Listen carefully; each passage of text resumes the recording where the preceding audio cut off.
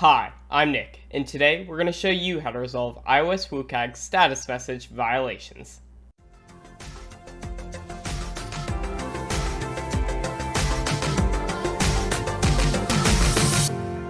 WCAG 4.1.3, titled Status Messages, states that status messages can be programmatically determined such that they can be presented to the user by an assistive technology without receiving focus. The intent of this success criterion is to make users aware of important changes to their content that may not have received focus. A status message is a message that provides information to the user on the success or result of an action, on the weighting of an application, on the progress of a process, or on the existence of errors. Remember, status messages do not cause a permanent change of context. When the role or properties of status messages can be accessed programmatically, the content is read aloud by screen readers, thus allowing for more users to benefit from the information. For more details on the specifics of WCAG status messages, check out this link here. Link also in the description down below. Let's go ahead and fix a status message violation with the help of the Mesmer accessibility audit. But first, don't forget to like and subscribe for the YouTube algorithm.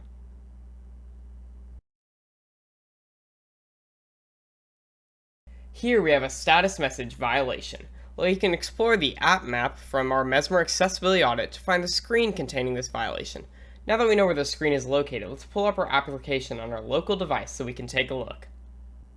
From our mobile application, we can validate this form and see if the status message is read aloud by the screen reader. Validate button.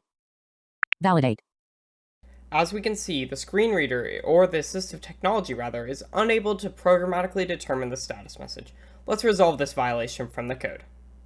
From the code, we can see that this status message is programmed as a UI element that becomes unhidden. We can resolve this violation by replacing this UI element with a toast.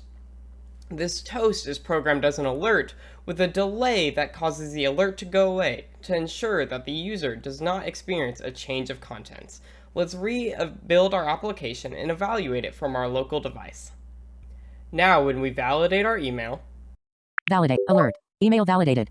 Our assistive technology is able to read the status message Validate button and return us back to our context, thus resolving this status message violation.